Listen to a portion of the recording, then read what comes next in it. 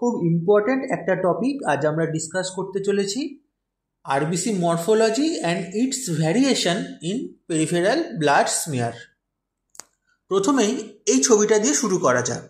এখানে যে আরবিসিগুলো দেখা যাচ্ছে সেগুলো হলো নর্মাল আরবিসি, অর্থাৎ যাকে আমরা নর্মোসাইটিক নর্মোক্রমিক আরবিসি বলে থাকি।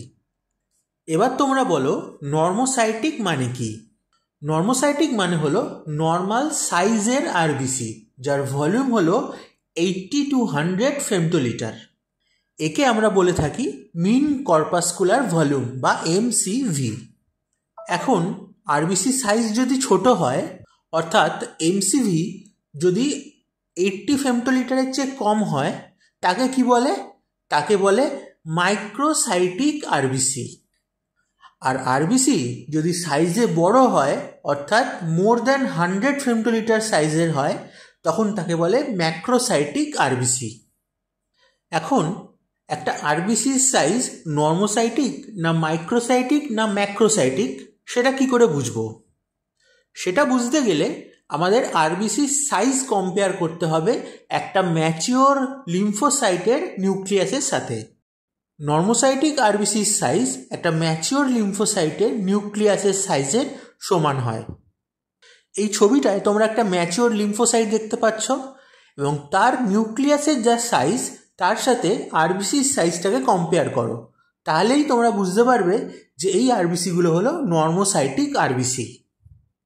এবার এই ছবিটায় যদি আমরা আরবিসির সাইজ কম্পেয়ার করি, তাহলে দেখব লিম্ফোসাইটের নিউক্লিয়াসের থেকে এর সাইজ অনেকটাই কম, অর্থাৎ এই আরবিসিগুলো হলো microcytic RBC. Iron deficiency anaemia, lead poisoning আর থ্যালাসেমিয়া মাইনর কেসে মাইক্রোসাইটিক আরবিসি দেখা যায়। এবার এই ছবিটাতেও আমরা যদি আরবিসির সাইজ কম্পেয়ার করি, তাহলে দেখতে পাবো এই আরবিসিগুলো যথেষ্ট বড়, অর্থাৎ এই আরবিসিগুলো হলো ম্যাক্রোসাইটিক আরবিসি। আর এই ম্যাক্রোসাইটিক আরবিসি দেখা যায় vitamin B12 deficiency, folic acid deficiency আর নিওনেটসদের মধ্যে। আরবিসির সাইজের এই যে ভ্যারিয়েশন, একেই বলে অ্যানাইসোসাইটোসিস। ব্লাড রিপোর্টের মধ্যে RDW বা রেড সেল ডিস্ট্রিবিউশন উইথ দেখে আমরা বুঝতে পারি কতটা অ্যানাইসোসাইটোসিস আছে। অ্যানাইসোসাইটোসিস যদি বেশি থাকে, তাহলে আমরা বুঝতে পারি অনেক রকম পপুলেশনের আরবিসি একসাথে মিলেমিশে রয়েছে, অর্থাৎ একটা পেশেন্টের মধ্যে মাইক্রোসাইটিক, নর্মোসাইটিক অথবা ম্যাক্রোসাইটিক সব রকমের আরবিসি রয়েছে, তাই তার RDW হাই। অন্যদিকে RDW যদি লো হয়, তার কিন্তু কোনো ক্লিনিক্যাল সিগনিফিকেন্স নেই। একটা নর্মাল আরবিসির ডায়ামিটার 7 to 8 মাইক্রন। আর আরবিসির মধ্যে যে সেন্ট্রাল প্যালর থাকে তার এরিয়া হচ্ছে 1/3 অফ ডায়ামিটার। যদি central pallor area more than 1/3 of diameter হয়ে যায়, তাকে তখন আমরা বলি হাইপোক্রোমিক আরবিসি। একটা সিঙ্গেল আরবিসিতে অ্যামাউন্ট অফ হিমোগ্লোবিন বোঝাতে আমরা দুটো প্যারামিটার ইউজ করে থাকি। একটা হলো MCH বা মিন কর্পাসকুলার হিমোগ্লোবিন, আর একটা হলো MCHC অর্থাৎ মিন কর্পাসকুলার হিমোগ্লোবিন কনসেন্ট্রেশন। আরবিসিতে যদি হিমোগ্লোবিনের পরিমাণ নর্মালের চেয়ে কম থাকে, তখন তাকে হাইপোক্রোমিক আরবিসি বলে। আর এই হাইপোক্রোমিক আরবিসিরই central pallor area more than 1/3 of its diameter হয়ে থাকে। আরবিসি হাইপোক্রোমিয়া মাপার জন্য আমরা কিন্তু MCHC এই প্যারামিটারটা ইউজ করে থাকি। MCH প্যারামিটার দেখে নর্মোক্রোমিক বা হাইপোক্রোমিক আরবিসি এটা কিন্তু বলা যায় না। এবার তোমরা বলো, একটা আরবিসিতে নর্মালের চেয়ে বেশি হিমোগ্লোবিন কি থাকতে পারে? অর্থাৎ হাইপারক্রোমিক আরবিসি কি হতে পারে? একটা আরবিসি তার নিজস্ব ভলিউমের চেয়ে বেশি হিমোগ্লোবিন কখনোই স্টোর করে রাখতে পারে না, তাই হাইপারক্রোমিক আরবিসি বলে কোনো কনসেপ্টও হয় না।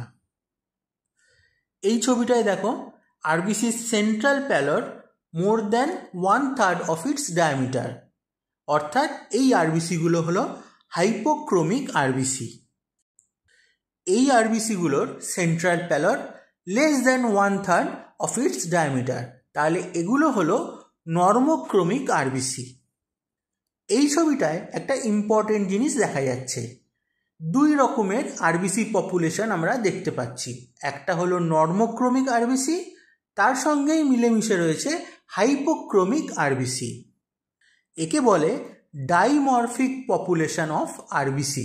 ডাইমরফিক মানে দুই রকম মরফোলজির আরবিসি এখানে আমরা দেখতে পাচ্ছি, তাই ডাইমরফিক আরবিসি। এই ছবিটায় কয়েকটা আরবিসির রং কিন্তু একটু ব্লুইশ রেড। এগুলো অ্যাকচুয়ালি হলো রেটিকিউলোসাইট বা পলিক্রোমাটিক আরবিসি। এই রেটিকুলোসাইট নিয়ে আমি ডিটেলসে ডিসকাস করেছি আগের দুটো ভিডিওতে। ওই দুটো ভিডিওর লিঙ্ক আমি এই ভিডিওর ডেসক্রিপশানে দিয়ে রাখলাম। আরবিসির সাইজের ভ্যারিয়েশনকে আমরা যেমন বলি অ্যানাইসোসাইটোসিস, তেমনি আরবিসির শেপের ভ্যারিয়েশনকে বলা হয় পয়কিলোসাইটোসিস। আরবিসির সাইজ অ্যান্ড শেপ দুটোরই ভ্যারিয়েশন যদি একসাথে দেখা যায় তখন আমরা তাকে বলি অ্যানাইসোপয়কিলোসাইটোসিস। এবার আমরা আরবিসির শেপ ভ্যারিয়েশনগুলো নিয়ে ডিসকাস করব। একান্তোসাইট বা স্পার সেল ইরেগুলার শেপের, কোনো সেন্ট্রাল প্যালর থাকে না। সিভিয়ার লিভার ডিজিজ, স্প্লেনেকটমি আর হাইপোথাইরয়েডিজম পেশেন্টের এই ধরনের সেল দেখতে পাওয়া যায়। সিস্টোসাইট বা রেড সেল ফ্র্যাগমেন্টস, এই রেড সেল ফ্র্যাগমেন্টস দেখতে পাওয়া যায় মাইক্রোঅ্যাঞ্জিওপ্যাথিক হিমোলাইটিক অ্যানিমিয়া। ইকাইনোসাইট বা বার সেলস, অনেকটা ধুতরা ফলের মতো দেখতে এই আরবিসিগুলো। হিমোলাইটিক ইউরেমিক সিনড্রোম আর মাইক্রোঅ্যাঞ্জিওপ্যাথিক হিমোলাইটিক অ্যানিমিয়াতে অনেক সময় এই বার সেল দেখতে পাওয়া যায়। স্ফেরোসাইট নর্মোসাইটিক আরবিসির চেয়ে সাইজে ছোট আর কোনো সেন্ট্রাল প্যালর থাকে না। হেরেডিটারি স্ফেরোসাইটোসিসে স্ফেরোসাইট দেখতে পাওয়া যায়। টার্গেট সেল বা কোডোসাইট, এই ধরনের আরবিসির মাঝখানে একটা ডার্ক হিমোগ্লোবিন পয়েন্ট থাকে, তার চারপাশে থাকে সেন্ট্রাল প্যালর। থ্যালাসেমিয়া আর আয়রন ডেফিসিয়েন্সি অ্যানিমিয়ায় টার্গেট সেল দেখতে পাওয়া যায়। সিকেল সেল বা ড্রেপানোসাইট, ছবি দেখেই বুঝতে পারছো অনেকটা সিকেল বা কাস্তের ফলার মতো দেখতে এই আরবিসিগুলো। সিকেল সেল অ্যানিমিয়াতে এই ধরনের আরবিসি দেখতে পাওয়া যায়।